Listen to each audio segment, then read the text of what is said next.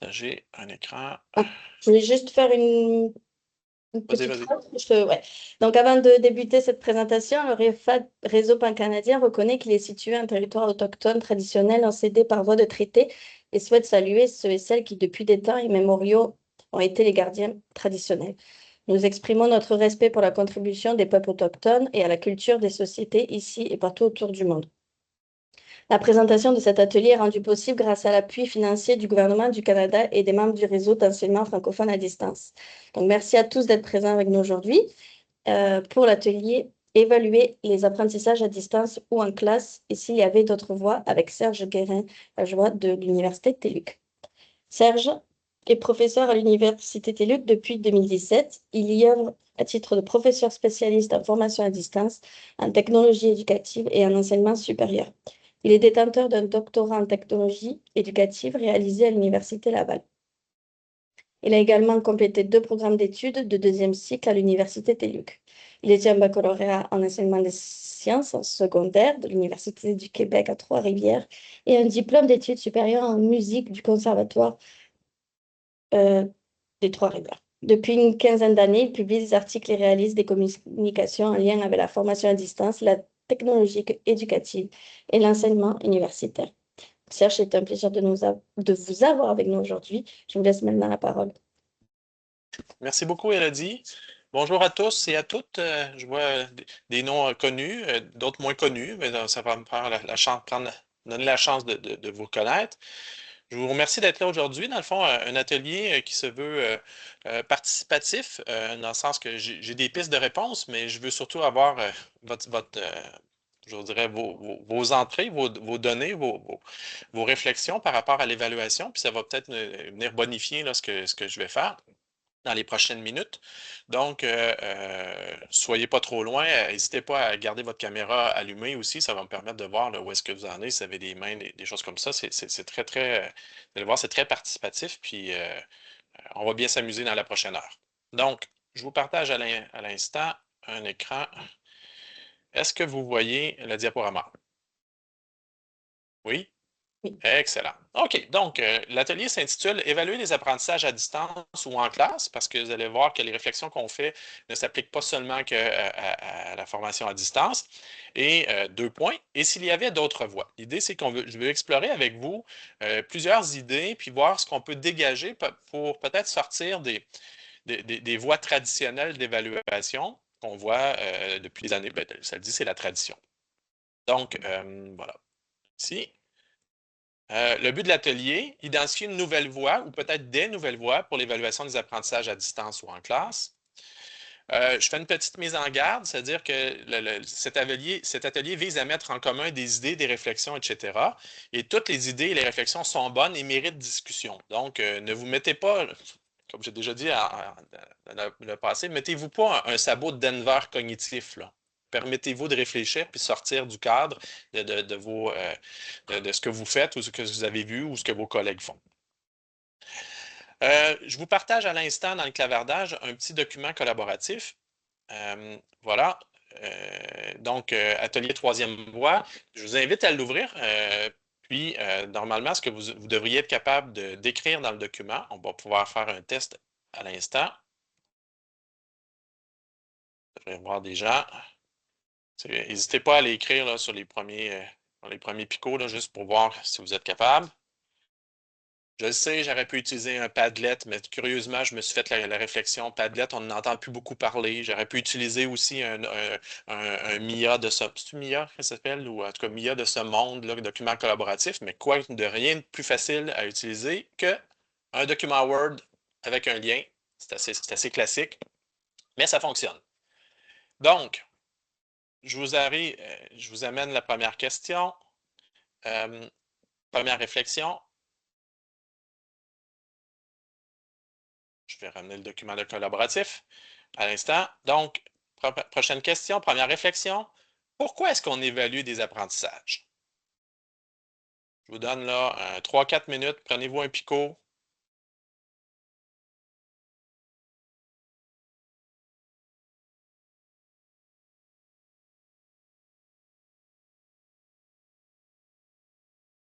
Pour vérifier l'atteinte des évaluations. Ouais, ben,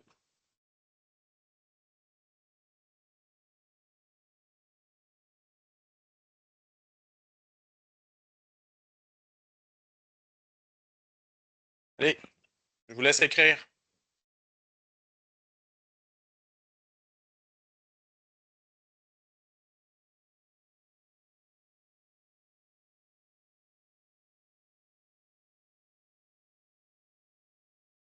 C'est pas grave la mise en page, perdez pas de temps avec ça.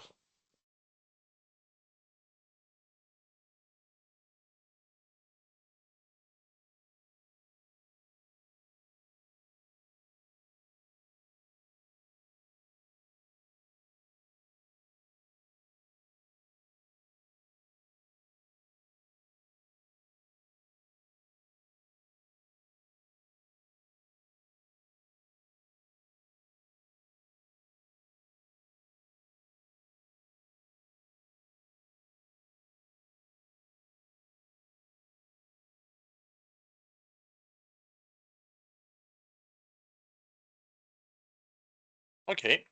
Qu'est-ce qu'on voit? On voit pour vérifier le progrès des élèves, des étudiants, pour mieux enseigner, donc deux aspects complètement différents.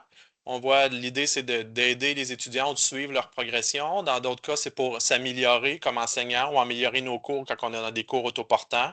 Dans un but certificatif, oui, effectivement, dans certains cas, les évaluations mènent à l'obtention de la réussite d'un cours ou la réussite d'un programme. Vérifier la compréhension des concepts, c'est toutes des choses qu'on voit. Réguler notre enseignement, ça revient avec ce qui a été dit. Pour se rassurer comme personne enseignante, ça revient avec ce qui vient d'être dit. Donc, c'est une espèce de miroir pour vérifier l'atteinte des objectifs du cours, pour apprendre. Voyez-vous, il y a plusieurs usages qu'on peut donner à l'évaluation des apprentissages et ça va venir un peu comment je pourrais dire, teinter les formes d'évaluation qu'on va mettre en place dans nos cours.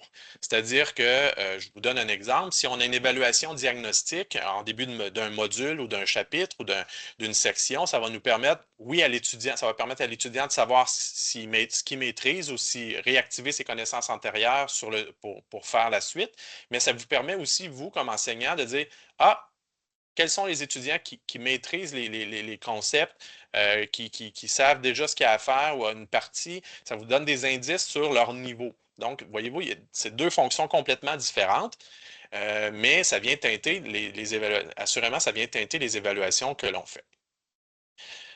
Je vous amène à une autre question. Deuxième réflexion, puis là, ça va aller sur la deuxième page. Quelles sont les frustrations, les attentes des enseignants quant à l'évaluation des apprentissages? Donc, descendez plus loin dans le document. Vous allez avoir la deuxième réflexion qui apparaît. Quelles sont les frustrations, attentes des enseignants? Et là, vous avez vu, là, il y a une série de frustrations, il y a une série d'attentes. Utilisez un picot pour écrire votre texte.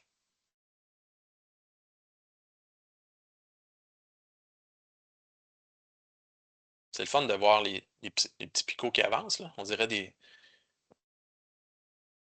Soyez pas gênés, là. Si vous avez besoin de place, prenez-en, là.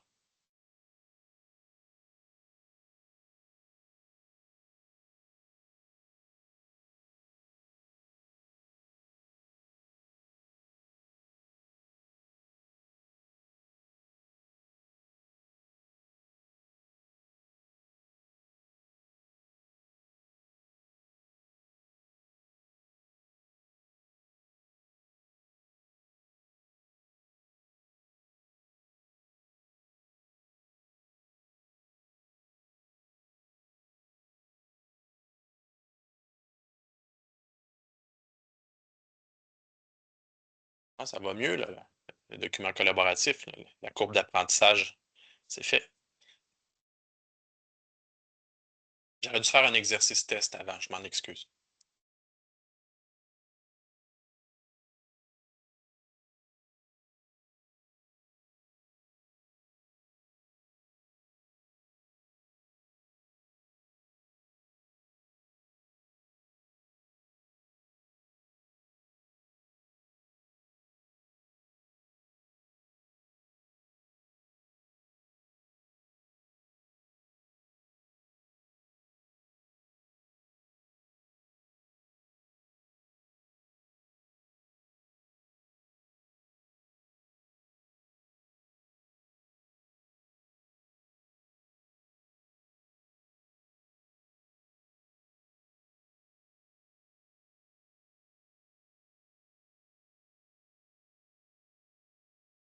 Myriam, peut-être fermer ta caméra. Ça va aller mieux. OK. Bon, ça commence à ralentir. Allons voir. Deuxième réflexion, quelles sont les frustrations des enseignants quant à l'évaluation des apprentissages? La longueur du processus, la longueur de la correction. Ça, c'est un peu un paradoxe, hein? On veut faire des bonnes évaluations, mais il faut que ça nous prenne le moins de temps possible à corriger. C'est un petit peu, je ne sais pas si c'est sur le plan de la santé mentale, psychologique, c'est comme, disons que c'est un paradoxe. S'assurer que le type d'évaluation permet à l'élève de rendre vraiment compte de ses apprentissages, des situations qui causent problème, que l'évaluation donne un portrait clair de la situation de l'élève, donc c'est des frustrations. Le temps, on l'a déjà dit, la validité de l'évaluation, la culture de performance. Oh, là, on est peut-être dans un objet plus du sens qu'on donne aux évaluations. Le montant de temps nécessaire, les difficultés d'évaluer certains aspects, oui, effectivement, ça peut être plus compliqué. Le fait que la notation soit perçue comme un système pénalisant l'erreur, oui, tout à fait, mais là, c'est peut-être le type d'évaluation qui peut être en cause. Beaucoup de demandes de révision de notes. Oui, l'incertitude, est-ce que ma grille d'évaluation est bonne? Donc, on est avec la validité, le manque d'équité. L'avènement des outils d'IA, donc ça amène des frustrations. Le temps de conception, voilà. Après ça, dans les attentes, une meilleure compréhension, que les étudiants aient atteint les objectifs, bien ajuster son enseignement. Donc, on revient avec le rôle qu'on donnait tout à l'heure à l'évaluation. Vous me voyez venir avec une troisième réflexion.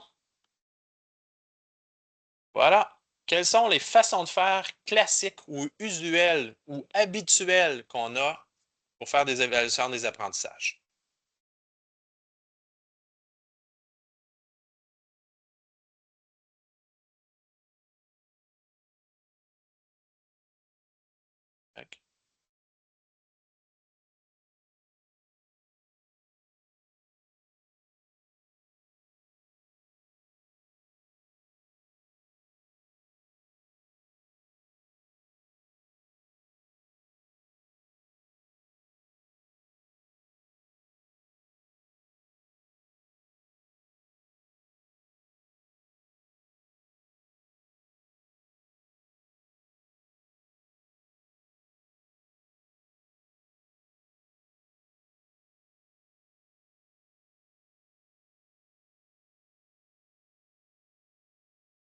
Lâchez pas, là. Il n'y a pas 18 questions qu'on va faire pendant 1 heure de temps.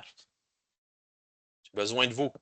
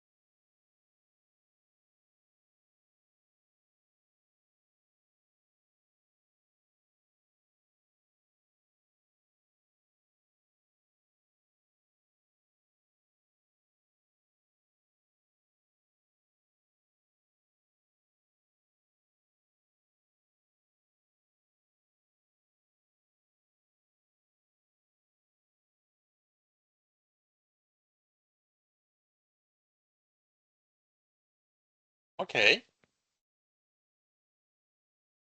Bon, les évaluations écrites, des tests, des examens à la fin du module, d'une session, un examen, un oral, un projet, des travaux écrits, on espère la triangulation, les travaux pratiques, des évaluations formelles, puis d'autres évaluations hors séquence d'apprentissage. Ça, je ne suis pas certain de comprendre ce qu'on veut dire. L'évaluation avec les mêmes paramètres pour tous, malgré le niveau de variable des élèves, QCM, plein de petits tests, travaux de groupe, auto-évaluation, évaluation par les pairs, évaluation par concordance. Donc, on a beaucoup de variétés. Je suis surpris, il n'y a personne qui a mentionné les évaluations avec sous surveillance, avec les systèmes de sous-surveillance.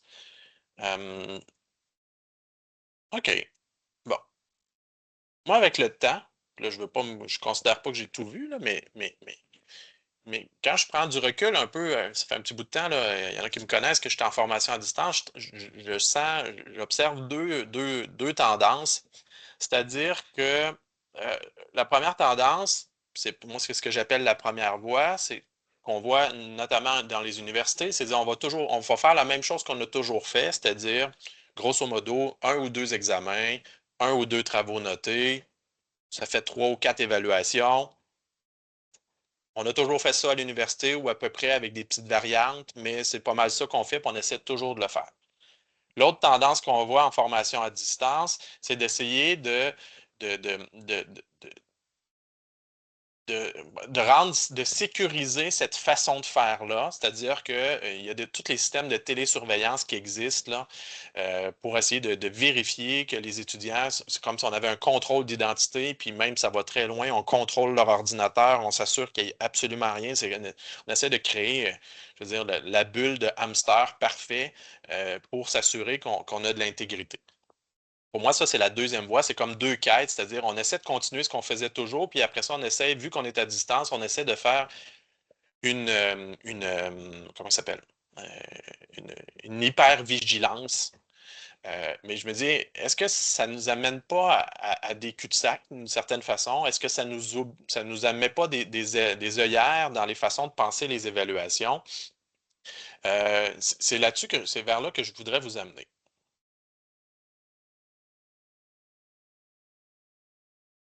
Et là, ce qui m'a amené dans les réflexions, les nouvelles pistes de réflexion, c'est quand on a vu la question dans le contexte de la formation à distance, on a nos façons de faire, mais aussi la pandémie a amené des questionnements sur les évaluations. Tous ceux qui ont dû transférer leurs cours à distance puis évaluer à distance ont été mis devant ces enjeux-là d'évaluation à distance. Donc, je vous pose une question. En contexte de formation à distance, traditionnelle ou forcée, quelles sont les façons d'évaluer qui sont mises en place? Voilà.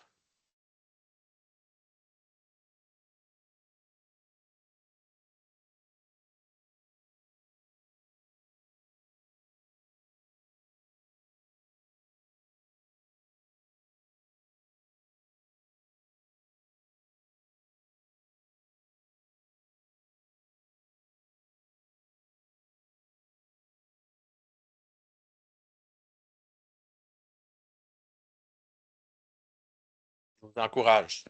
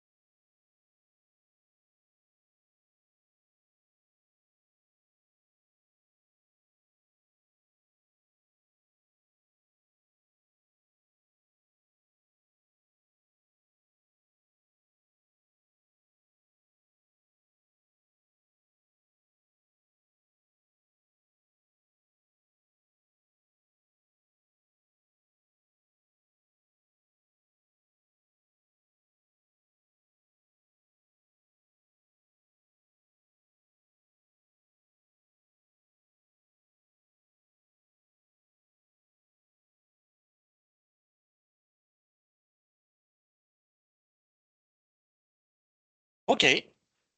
Donc, formation à distance, qu'est-ce que vous avez sorti? Les examens sur surveillance, oh, journal de réflexion, c'est un peu différent, présentation vidéo, oral synchrone, surveillance 3D, là, j'imagine que c'est un système de caméra, travaux par étapes, ah, c'est un élément qui est différent, évaluer seulement certaines compétences versus d'autres, donc on cible ce qu'on veut évaluer, travaux écrits soumis par courriel, des devoirs vidéo, donc ça revient avec l'idée d'utiliser la vidéo, les examens étant limités, quiz en ligne, examen minuté, on vient de le dire, travaux qui mettent en relation la théorie et la pratique, donc des situations plus authentiques, les entretiens oraux, évaluation formative, études de cas en groupe. Bon, voilà.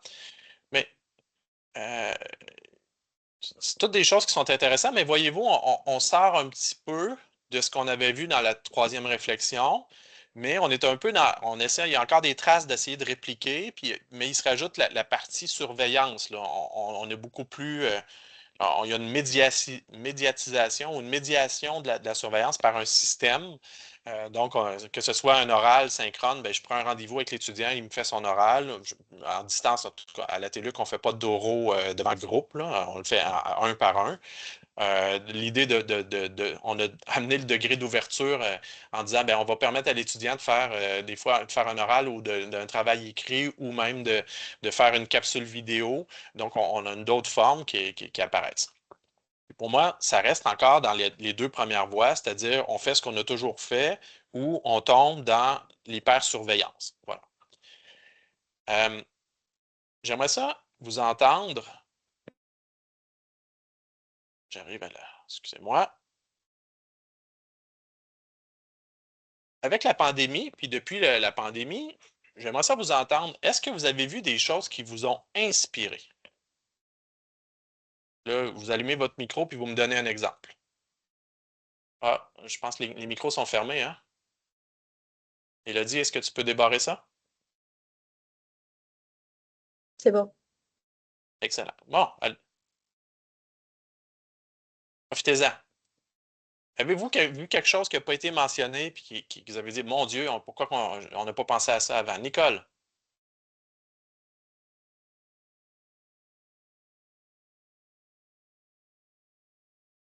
faut allumer le micro, Nicole.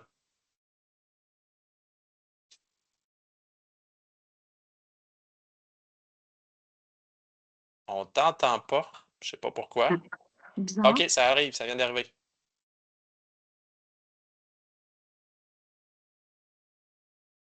Hmm. Je ne sais pas pourquoi. On a entendu un petit son, puis après ça, c'est reparti. Peut-être je vérifier les configurations. OK. Brigitte. Dans les cours de langue, on fait au moins 5 appels par session, par étudiant, mais on peut aussi faire des appels de groupe. Maintenant, c'est un peu plus facile, appel ou webcam, là. Mais maintenant que les gens travaillent plus à la maison, ça nous permet de faire des petits groupes de conversation. C'est certain que c'est pour des conversations et c'est pour présenter leur travail, mais c'est plus facile à faire. Avant, lorsqu'ils étaient au bureau, c'était plus compliqué, mais avec les gens qui sont plus disponibles et qui connaissent mieux la technologie, comme les webcams et tout ça, ça devient un peu plus facile. OK. Merci, Brigitte. D'autres wow dans les évaluations que vous avez vues. Nicole, t'es revenue? Est-ce que vous Oui, on t'entend. m'entendez? Oui. Parfait. Alors, comme je le disais tantôt, mais de façon muette, la semaine passée, il y a un webinaire à QPC qui a eu lieu. Donc, c'est quand même récent, mais ça m'a complètement époustouflé. C'est un prof, puis ça peut se faire à distance aussi. C'est un prof au Collège Montmorency qui, lui, finalement, pour s'assurer que ses étudiants en génie, entre autres, savaient analyser une situation et non pas seulement réaliser des problèmes, c'était par interview qui fonctionnait de 15 minutes. L'étudiant avait des questions à préparer, tout comme il se préparait sur le marché du travail. Il avait une ou quelques questions à préparer. Il pouvait fouiller où il voulait et puis même utiliser l'IA, tout ce que tu peux imaginer, là, Serge. Et il procédait donc par interview qui lui permettait d'analyser sa compréhension, l'analyse du problème qu'il avait à présenter finalement. J'ai trouvé ça extraordinaire. Voilà. OK. Oui, c'est un bel exemple. D'autres? Peut-être que vous le faites dans vos cours. C'est correct. Caroline, avec le micro. Oui, exact. Moi, je nommerais, dans le fond, ce qu'on fait là, dans les DESS dernièrement, là, les portfolios, qui nous amènent à évaluer, mais en plus avoir la partie auto-évaluation là, de nos personnes étudiantes. Oui, tout à fait. D'autres exemples, soyez pas gênés, là. Il y a plein de caméras fermées, là. Je trouve ça gênant. Y a-t-il des choses que, c'est peut-être pas wow, mais y a-t-il des choses que vous faites qui sont pas dans ce qui ont sorti tout à l'heure, puis que vous trouvez que ça fonctionne bien dans vos cours? Stéphanie. À l'UQAT, présentement, on est en train de faire avec des étudiantes en sciences infirmières des examens. Oui, mon micro est ouvert. Des examens à distance. En fait, les étudiantes sont chez elles. On a des patients acteurs standardisés. Le professeur se branche aussi à distance, puis le tout est enregistré, donc il y a un symptôme qui est donné, puis l'étudiante doit questionner le patient acteur. Puis suite à ça, avec l'enregistrement, l'étudiant doit faire une analyse réflexive. Donc, il va recevoir une rétroaction, évidemment, de la part de la ressource enseignante, mais il va également devoir analyser sa performance, les questions qui ont été posées, lesquelles étaient pertinentes, lesquelles n'étaient moins pertinentes. Puis, voilà. Donc, c'est ce qu'on est en train de mettre en place. C'est intéressant. Merci beaucoup, Stéphanie. Ensuite de ça, l'autre main suivante, c'est Gaëlle. Non, excuse, c'est Madame Lalancette. Là. Je ne suis pas capable de voir si c'est Pauline ou. Oui, Oui, c'est voilà. Pauline. En fait, mon exemple qui peut être inspirant pour certains, c'est après en avoir discuté avec d'autres collègues, en fait d'anciens collègues, parce que dans une vie antérieure, j'étais conseillère pédagogique. Et une collègue m'avait dit, moi, le cours qui m'a le plus aidé à me former, puis à faire en sorte que vraiment ça soit efficace, c'est dans un cours où mon enseignant faisait une évaluation formative, c'est-à-dire une première évaluation formative, c'est-à-dire dans le sens où je remettais le travail, mais l'enseignant m'expliquait qu'est-ce qui était bien réussi, puis plus ou moins bien réussi. Puis ça peut se faire de différentes façons, à l'oral, à l'écrit, etc. Et donnait la chance après ça à ses étudiants de peaufiner le travail. Alors, je le fais depuis quelques sessions. Je m'arrange pour pas que ce soit plus de corrections. Là, je ne fais pas 2 corrections. Vous comprendrez bien que je garde les traces de la première correction, mais ça me permet de morceler ma correction, je dirais. Et les étudiants sont libres de l'utiliser ou pas. Alors ça me donne aussi beaucoup d'informations par rapport à qu'est-ce qu'ils aiment, juste dans quelle mesure ils aiment, ils sont en train d'apprendre ou pas, là. Donc, c'était mon commentaire.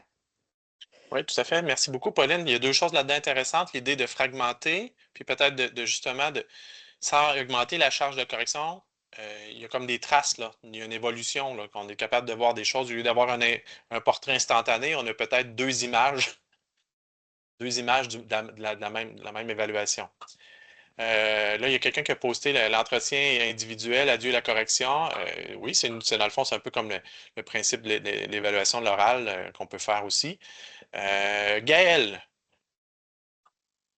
Oui, au Cégep à distance, on est en train de monter un cours de calcul intégral à distance, tout à distance, incluant les examens finaux.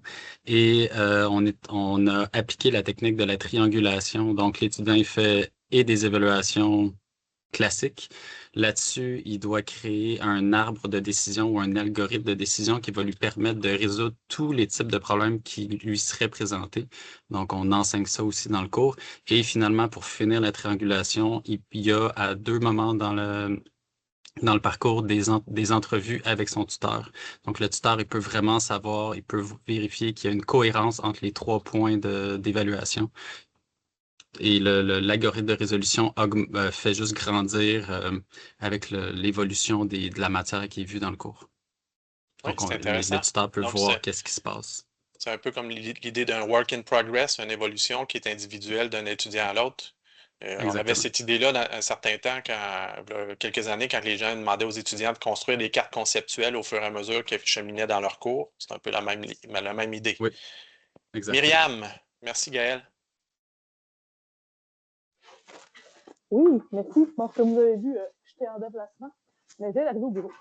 Je suis même ouvert ma caméra. Moi, c'est une expérience qui est en fait même très antérieure à la pandémie, dans le temps où j'enseignais en philosophie pour enfants. Puis on avait construit une manière de faire des cours qu'on appelait l'Observatoire virtuel collaboratif, où essentiellement, il y avait été filmé des actions qui pourraient être dans n'importe quel, on pourrait imaginer en enseignant en psychologie ou autre.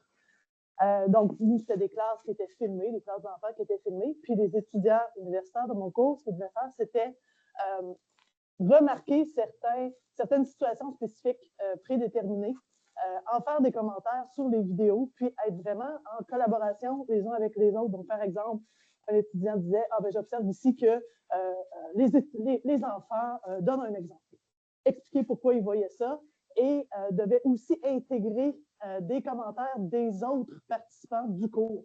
Donc, il y avait vraiment une co-construction des apprentissages qui se faisait. La correction par la personne tutrice ou enseignante se faisait sur la qualité de l'argumentation pour dire effectivement ce que j'ai observé, c'est bien ça. Donc, dans mon exemple, c'est bien un exemple que les enfants ont donné. Il y avait vraiment une co-construction des apprentissages qui se faisait comme ça tout au long avec la personne enseignante ou tutrice, avec les autres étudiants du cours, puis en dialogue constant avec le matériel audiovisuel. Merci beaucoup, Myriam. C'est un bel exemple. Puis je me souviens, ça fait longtemps, je ne sais pas si ça roule encore, mais je me souviens de ça quand j'étais à l'Université Laval aussi. Donc, voyez-vous, il y a plein d'autres façons de faire dans les exemples que vous avez donnés qui nous amènent peut-être à aller plus loin. Puis moi, avec le temps, j'ai essayé de commencer à prendre du recul là-dessus, puis j'ai essayé de commencer à dégager, dans le fond, de dégager une troisième voie. À Québec, c'est très populaire, le troisième lien. C'est probablement une inspiration dans l'air, mais l'idée, c'est de dire, on peut-tu sortir des façons de faire traditionnelles, puis on peut-tu sortir de l'idée de faire de l'hypersurveillance à tout prix? On peut-tu se dégager une troisième voie? Et avec le temps, ce que j'ai commencé à griffonner, puis ce que vous avez fait aujourd'hui, ce que vous avez partagé aujourd'hui, va probablement venir bonifier ça. C'est-à-dire que je me suis posé la question, avec quoi on peut jouer? C'est quoi les paramètres avec lesquels on peut jouer dans nos évaluations qui nous permettraient de le faire autrement? Donc, est-ce qu'on peut jouer avec le temps? Est-ce qu'on peut avoir des moments synchrones, des moments asynchrones, des combinaisons de tout ça? Quand vous faites un examen oral, vous utilisez le moment synchrone. Bon, on pourrait aussi faire une capsule vidéo, puis on est rendu en asynchrone. Bon, vous comprenez? Est-ce qu'on peut jouer avec l'espace ou le lieu? Le fait de jouer, est-ce que je fais l'évaluation dans la classe, devant mon ordi, ou je m'en vais à l'extérieur? Tantôt, c'est Caroline qui a mentionné, mais on forme des enseignants qui sont déjà dans des salles de classe, mais est-ce qu'on peut aller leur demander de filmer dans les salles de classe pour pouvoir travailler à partir de ça, pour construire leur travail d'évaluation? Donc, l'évaluation ne se passe plus devant une copie d'examen, puis elle ne se passe plus devant un exposé oral, elle se passe peut-être dans un milieu plus authentique. Donc, est-ce que je peux jouer comme ça? Est-ce que je peux jouer à fragmenter? Est-ce que je peux structurer mes évaluations? L'exemple qui a été donné tantôt, c'est Pauline qui m'a dit, ben regarde, je leur offre la possibilité de faire une espèce de séance de rétroaction. Je prends des notes là-dessus. Ça va venir m'aider dans ma correction finale, mais ça permet à l'étudiant. Donc, est-ce que le fait de le fragmenter, mon évaluation, au lieu de faire un super projet, d'avoir 2-3 étapes, qu'il y a des jalons importants, ça peut être une façon de travailler, mais est-ce qu'on peut aussi faire comme que Caroline a dit tout à l'heure, pas Caroline, mais Myriam, est-ce qu'on ne pourrait pas arriver à prendre la contribution des autres pour construire quelque chose collectivement? J'en invente un exemple. Demain matin, on demande à tout le monde d'aller dans la rue, poser une question. Tout le monde a la même question. Demain matin, j'ai 2 de mon évaluation, c'est de ramener les réponses dans un forum, exemple. L'autre étape d'après, c'est de regarder toutes les réponses de tout le monde, puis voir qu'est-ce qui se dégage là-dedans. Fait que là, ça peut être un autre jalon, un autre moment, c'est un autre petit bout d'évaluation, puis on pourrait faire quelque chose qui se construit dans le temps. Pour à la fin, ce n'est pas nécessairement beaucoup plus de corrections, il y a plus de petites évaluations, mais sont toutes interreliées.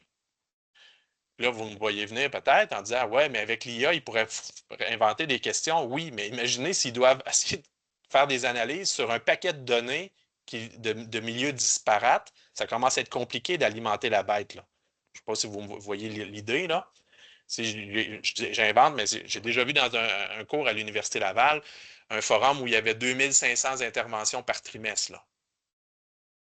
Imaginez si on devait alimenter un IA avec ça pour dégager des choses. C'est possible de le faire, mais ça commence à être plus compliqué, surtout pour celui qui veut gagner du temps. Est-ce qu'on peut jouer dans la fragmentation des moments temporels? Est-ce qu'on peut jouer avec un degré d'ouverture? Est-ce que ça se fait dans le privé? Est-ce que ça se fait dans le public? Est-ce que je peux soumettre ce que j'ai fait comme évaluation à mon frère, mon beau-frère, mon conjoint, ma classe, et ainsi de suite? Donc, on joue. L'évaluation n'est plus dans une capsule privée entre moi et l'enseignant. Elle se passe avec d'autres intervenants. Est-ce qu'on travaille sur l'individuel ou le collectif? On peut se poser la question, qui est évalué? Est-ce que c'est l'étudiant qui évalue? Est-ce que c'est le groupe? Est-ce que c'est l'entièreté de la classe qu'on évalue? Après ça, il y en a qui sont peut-être familiers avec les 3P. Est-ce que j'évalue le produit, le processus ou le propos?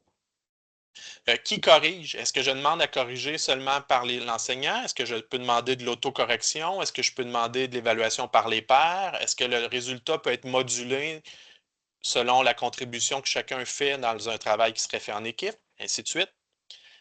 Est-ce que je peux faire des combinaisons d'évaluation? Puis ensuite de ça, quels sont les outils qui peuvent aider à supporter les évaluations? Vous allez me dire, on ne joue jamais avec tout ça, mais moi, c'est ce qui sort dans ce que les gens disent quand on fait cet atelier-là. C'est ce qui ressort dans les différentes façons de faire de l'évaluation.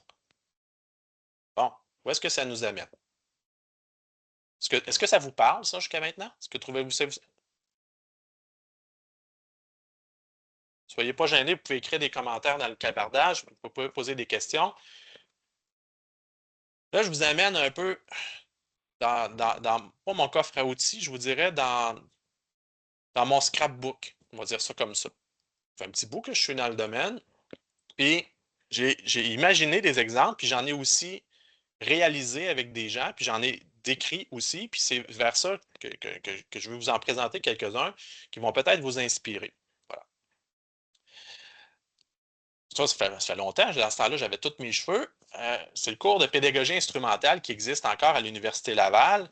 Je vous mets un petit peu de contexte. L'idée, c'est que le professeur enseignait, il devait enseigner à tous les étudiants qui voulaient devenir enseignants de musique comment enseigner leur instrument. Mais dans le même groupe, on avait des gens qui jouaient des cordes, des gens qui jouaient des cuivres, des bois, des percussions, du piano. Tout le monde est ensemble, puis tout le monde doit apprendre à enseigner leur instrument. Imaginez l'hétérogénéité des parcours. Donc, ce qu'il voulait faire, il voulait trouver aussi un équilibre entre la théorie et la pratique. Donc, ce qu'il a commencé à faire, c'est il a commencé par dire, je vais regrouper les étudiants en familles d'instruments. Donc, tous ceux qui sont des bois, ils vont être ensemble, ils vont faire des travaux, des évaluations des travaux ensemble, tout ça, il les a regroupés par famille pour aider. Ensuite de ça, il a dit, moi, je vais leur proposer des vidéos de départ qui avaient été filmées avec des élèves réels, puis après ça, il a dit, qu'est-ce que tu ferais si tu étais à sa place? C'était comme ça la situation de départ. Donc, c'était des études de cas. Comment il fonctionnait? Première semaine. Donc, on joue dans le temps. Le 1, c'est des moments. Ça pourrait être une semaine, ça pourrait être un mois, ça n'a pas d'importance. Mais là, dans ce cas-ci, c'était une semaine. Il disait, je te présente le cas.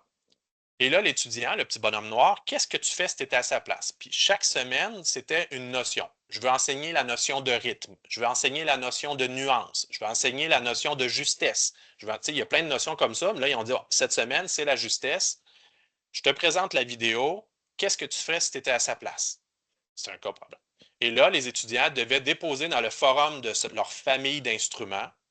Donc, ils devaient déposer dans un temps 2 une réponse sur qu'est-ce qu'ils auraient fait comme situation. Okay. Ensuite de ça, vu qu'on est au temps 2, on a un deuxième cas qui était proposé sur une deuxième thématique. Troisième thématique, vous me voyez venir, on fait une proposition de réponse à la précédente et on a une nouvelle thématique. Quatrième semaine, même logique. Après 4 semaines, l'étudiant devait prendre une des thématiques, donc prendre le 1, le 2, le 3 ou le 4, et voir l'entièreté de ce qui était déposé par les autres étudiants et devait faire une synthèse. Voici les solutions possibles de ce qui aurait pu être fait avec cet élève-là qui avait telle difficulté ou qu'on devait lui enseigner la notion de justesse ou ainsi de suite. Et j'en fais, c'est quoi les choix possibles, puis qu'est-ce qui se dégage de ce que les autres ont fait. Et ça, il l'avait étudié en profondeur, davantage en profondeur. Évidemment, s'il en a étudié une, il n'a pas étudié les 3 autres en profondeur. Fait que là, ce que l'enseignant publiait à ce moment-là, c'est qu'à la 6e semaine, l'enseignant déposait sa propre synthèse sur les 4 thématiques. On a 6 semaines de passé, on fait 2 fois 6 semaines, on est rendu à 12 semaines. Rajouter 2 examens, on vient de finir notre 15 semaines. Fait que voyez-vous, chaque semaine, l'étudiant était évalué sur son commentaire qu'il faisait. Chaque semaine, il en avait à en faire. Donc, ça faisait 5 fois 2 fois 5, ça fait 10 petites évaluations. Et il devait faire une synthèse sur une des thématiques. 2 thématiques, ça fait 2 autres synthèses. Les évaluations, à la fin, les examens classiques, ils ne valaient pas grand-chose. Puis Puis ça permettait à tous les étudiants de voir ce que les autres pensaient, ce que les autres auraient fait s'ils avaient été à la même place. Et tout le monde avançait. Qu'est-ce que vous en pensez? Vous pouvez prendre la parole. Est-ce que ça vous parle? Catherine? Ouais, ma réflexion en ce moment, c'est que ça semble bien s'appliquer pour un cours dans lequel on évalue des savoirs discursifs, mais qu'est-ce qu'il y en est pour un cours où est-ce qu'on évaluerait un savoir-faire, par exemple, savoir parler français? Prenons là un cours de français langue seconde. Mhm. C'est une bonne question. C'est une Ouais, bonne comment ça question. s'appliquerait, tu sais?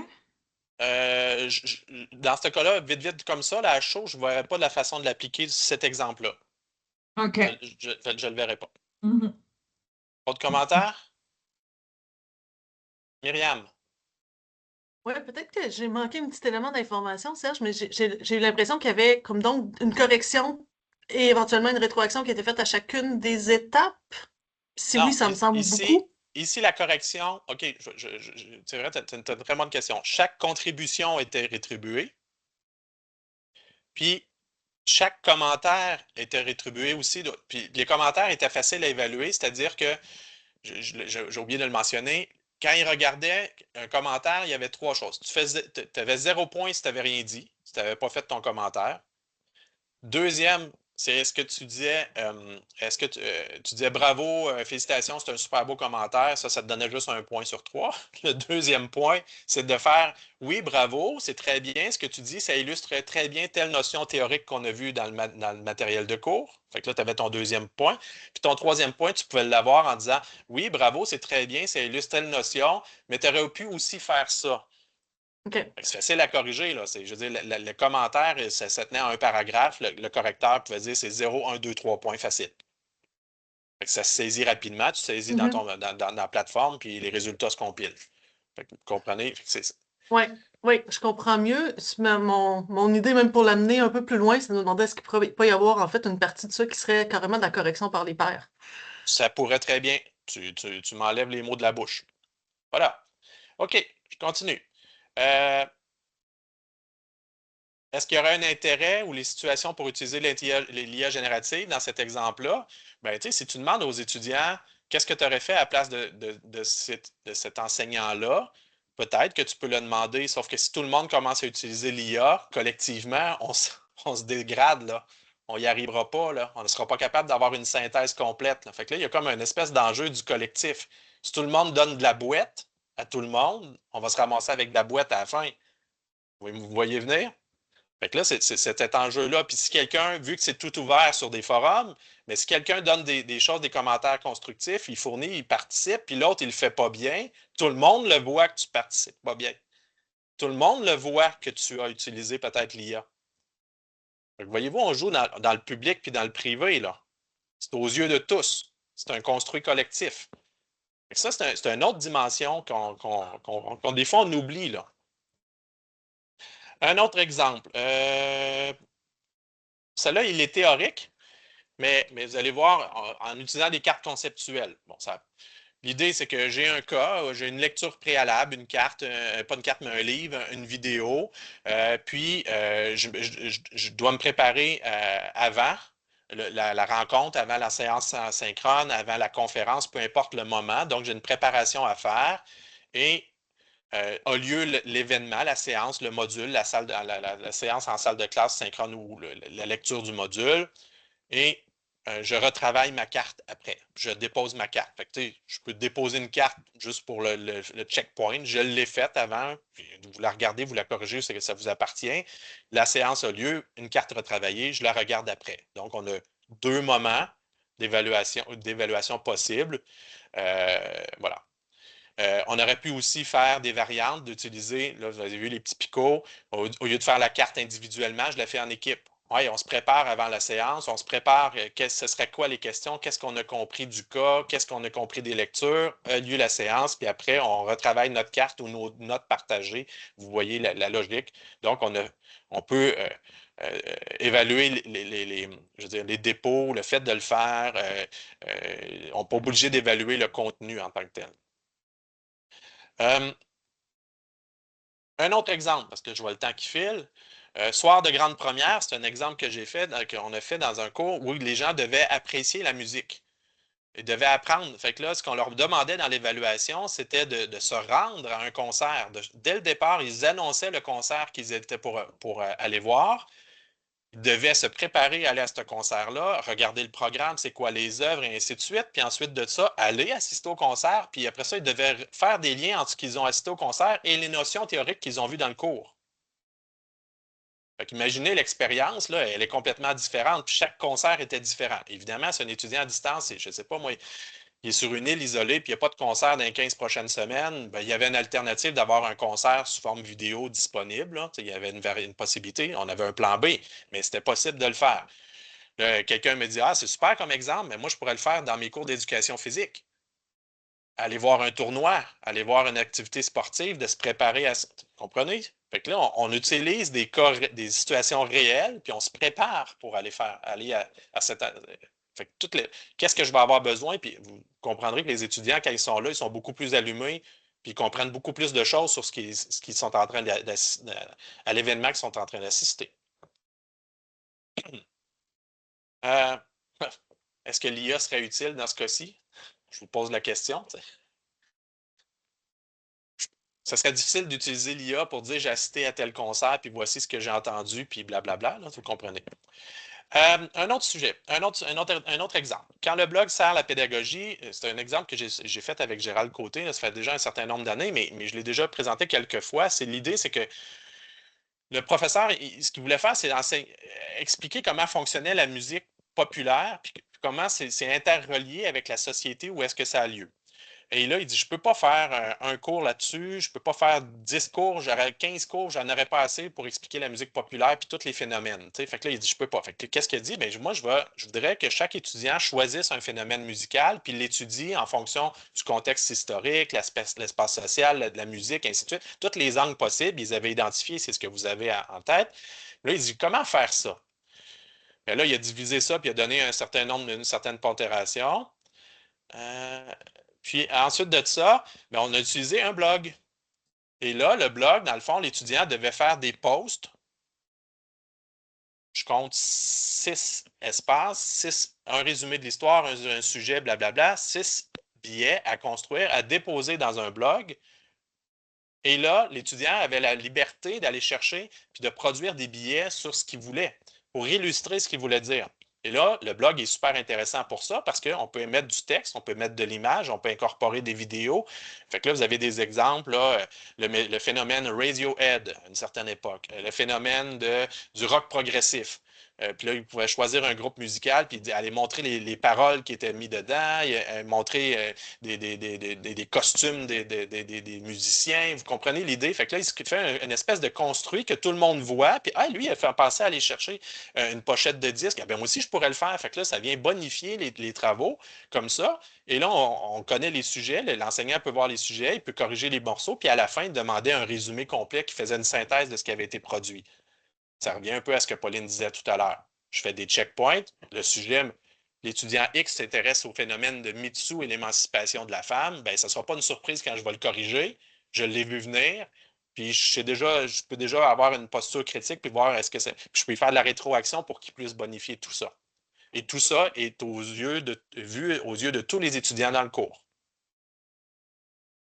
Et là, je vous ai honnêtement commencé à faire un billet de blog qui incorpore différents types de médias.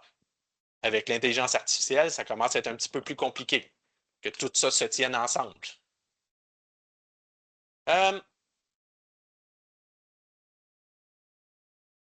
Dans un de mes cours, certains de mes cours, où est-ce que dans ce cas-ci, on a des évaluations, mais ce qui vient changer la donne, c'est que je rajoute aussi une démarche métacognitive, où est-ce qu'à certains moments, je leur demande de se poser la question, tu vas faire tel travail, comment tu vas faire ce travail-là, puis comment, après ça, quand ils l'ont fait, comment comment tu as trouvé ça, qu'est-ce que tu aurais pu faire autrement, et ainsi de suite. Donc, on rajoute un peu de métacognition, ce qui vient aider à certains moments, à alimenter quand on arrive au bilan réflexif. Qu'est-ce que je suis venu chercher dans le cours? Comment ça s'est passé? Qu'est-ce que j'aurais dû faire autrement? Le fait de réfléchir sur ce qu'on est en train d'apprendre puis comment qu'on est en train d'apprendre nous permet de réaligner quand c'est le temps de faire nos évaluations aussi. Et dans ce cours-là, ce qui est le fun, c'est que je leur propose, dans ce cas-ci, ils doivent choisir une technologie ou un groupe de technologies, exemple Canva, exemple PowerPoint, exemple Genially, ou peu importe. Et là, ils doivent s'amuser avec en disant, qu'est-ce que je fais avec ça? À quoi peut servir cette technologie-là? Et là, je leur propose de dire, tu as le choix. Soit que tu prends la technologie et tu explores ce que tu peux faire sur le plan pratique, là, sur le plan pédagogique. Ensuite de ça, tu peux prendre la même technologie et nous dire qu'est-ce que les recherches scientifiques nous montrent, ce qu'on sait par rapport à cette technologie-là. Est-ce que ça favorise l'apprentissage? Est-ce que ça améliore la motivation? Et ainsi de suite. L'approche comparative, je dis, ben, je prends Genially, je le compare avec PowerPoint. C'est quoi les différences, les forces et les faiblesses? Qu'est-ce qu'un permet faire un, l'autre pas, sur le plan pédagogique toujours? Et la quatrième approche, c'est de dire, ben, je vais en prendre une puis je vais la tester avec mes élèves. C'est la même technologie, mais on a 4 livrables différents en lien avec ma réalité, ma situation personnelle de futur enseignant, concepteur pédagogique ou whatever. C'est ça, c'est des possibilités. Fait que là, on a une forme de personnalisation dans le choix du projet, puis dans ce que tu vas livrer, puis tu travailles avec une technologie. C'est beaucoup plus difficile pour l'étudiant. C'est pas impossible de tricher et d'utiliser l'IA, mais en même temps, ce que ça lui permet de faire, c'est de dire, hey, je peux donner du sens à ce que je suis en train de faire comme évaluation parce que ça va peut-être me servir dans mon travail personnel, professionnel ou autre. Voyez-vous, il y a une forme de personnalisation qui existe, qui apparaît. Qu'est-ce qui est évalué dans ce cours-là? Ben, on parlait de checkpoint tout à l'heure, de livrables. Le premier, c'est de dire c'est quoi mon projet. Le deuxième travail, c'est je réalise mon projet. Le troisième, c'est que tu me fais un pitch de vente pour me montrer ce que tu as fait. Puis là, c'est une capsule vidéo sur le blog du cours. Et ce blog-là permet de voir, après ça, pour les étudiants qui commencent le cours, de voir des exemples de projets pour les inspirer. Et le troisième, c'est le bilan réflexif, de dire qu'est-ce qui a marché, qu'est-ce qui n'a pas marché, qu'est-ce que j'aurais à faire, c'est quoi la suite des choses si je veux continuer à utiliser cette technologie-là, et ainsi de suite. Voyons. Là, je vois le temps qui file. C'est correct. Un autre exemple. Les fameux quiz. Ben, des fois, on se dit, ah, c'est simple, mais quel sens qu'on peut donner à un quiz? Dans ce cas-ci, c'est un cours de musique les étudiants devaient apprendre à écouter de la musique et à décoder des choses dans la musique. Autrement dit, je ne sais pas, mais la notion de rythme, est-ce que c'est quelle époque ou ainsi de suite. C'est un peu sur l'histoire de la musique. Donc, ce qu'on avait fait, c'est qu'on avait fait une combinaison de dire, ben, le vendredi soir, le quiz est disponible. Il y avait 30 questions avec des pistes audio. Il y avait 45 minutes pour le réaliser. L'affichage des questions, évidemment, était aléatoire, donc c'est assez conventionnel. Mais le lendemain, c'était combiné avec un examen sous surveillance. Dans ce cas-ci, c'est un examen sous surveillance écrit, mais ça pourrait être un examen avec une surveillance électronique. Et là, les gens devaient, dans le fond, aller plus loin. Ce n'était pas juste des choix de réponse, c'était de pousser des raisonnements et s'ils avaient bien fait la partie d'écoute, bien, ils étaient capables aussi de répondre. Donc, c'est la suite de l'examen et le lendemain. Et là, on avait une forme de validation là, qui permettait, dans le fond, ça permettait d'aller plus loin dans l'examen que juste le quiz. Puis pourquoi le faire en 2 moments séparés? Bien là, c'était de dire, je ne peux pas, dans ce cas-ci, il n'aurait pas pu transférer sous surveillance, d'avoir la possibilité de faire écouter des clips audio. Imaginez si on a 10 salles, ça prend 10 stéréos avec 10 CD avec les mêmes. Vous comprenez, la logistique d'écoute était compliquée. Donc, c'est la façon qu'on avait de faire ça, c'est-à-dire que la partie audio se faisait en quiz et la partie écrite se faisait sous surveillance.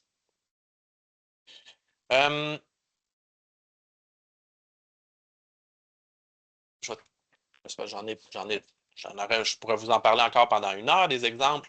J'en ai un exemple ici que des fois on oublie. Le forum, on est en train de l'oublier. C'est un outil qui est magnifique il y a des forces et des faiblesses, mais sa principale force, c'est de pouvoir amener des discussions, des interactions dans le temps. Si vous essayez de faire une interaction en salle de classe, dans une séance synchrone, ne serait-ce que donner 1 minute par personne, si vous avez 50 étudiants, vous avez 50 minutes passées, puis la discussion n'a pas été très, très approfondie. Voyez, c'est une question logique et de logistique. Donc, un exemple qu'on peut faire avec les forums, imaginez toujours au temps 1, je pose une question et l'étudiant répond. Tous les étudiants répondent dans un forum. Là, le M, c'est que je peux avoir une modération. Je pourrais dire, bien, toutes les questions, les réponses sont toutes empilées jusqu'à temps que l'enseignant ouvre les réponses. Fait que là, ça ne permet pas de voir ce que les autres ont écrit avant. Ça peut être utile dans certaines conversations. Ce que je fais avec le petit cercle rouge et le petit cercle vert, c'est est-ce que je fais ça dans des forums privés ou publics? C'est-à-dire que je pourrais subdiviser mes élèves dans des sous-groupes. Juste eux voient juste leur sous-groupe. Ils ne voient pas les autres du groupe. Et finalement, dans un deuxième temps, je pourrais demander de faire une synthèse, c'est le petit crayon, une petite synthèse de ce qui a été répondu par les étudiants. Un résumé.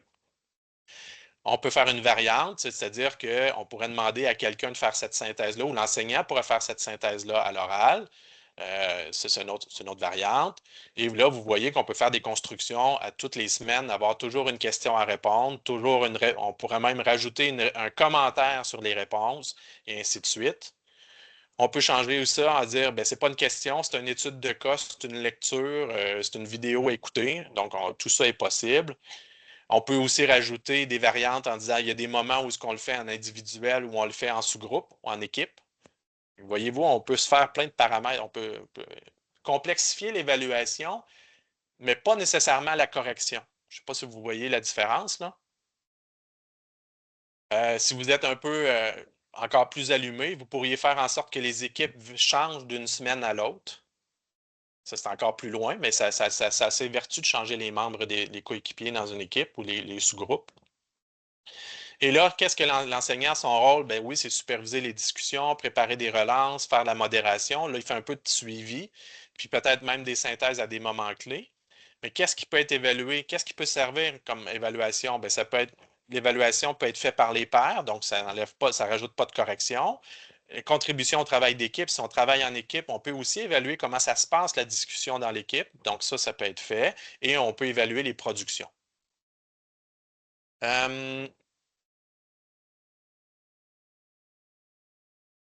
J'arrive à la fin, c'est-à-dire, puis là, je vois, ça donne bien, le sondage satisfaction vient de sortir.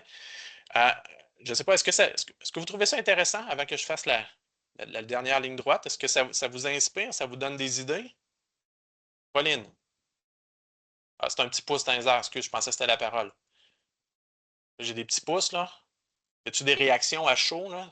C'est-tu des lubies que j'ai dans la tête? Je ne sais pas. J'ai-tu pris des notes pour rien depuis des années? Là, je vois des sourires. OK. Bon, ben, c'est correct. Si vous avez d'autres questions, vous en voulez d'autres, j'en ai plein d'autres exemples aussi, mais là, on est limité. Mais ce que j'en suis à venir, ma poursuite des réflexions, c'est là, une fois ça dit, là, on a les idées, qu'est-ce qui nous manque? Oups. Ben, il y a un enjeu, puis ça, c'est un petit peu avec du recul. L'enjeu que je vois, c'est qu'actuellement, les plateformes qu'on voudrait utiliser dans les salles de cours, les Moodle de ce monde, sont très limités ou les développements n'ont pas lieu. À chaque fois, je veux faire quelque chose de différent. Ah, ben, c'est pas un devoir, c'est pas un forum. Oui, mais même le forum est disponible. Oui, mais le forum permet juste d'évaluer des contributions. Mais c'est la différence si je fais une contribution initiale où ce que je te demande 500 mots, puis un commentaire qui te demande un paragraphe. Là. Il faudrait que j'aille 2 grilles. Là.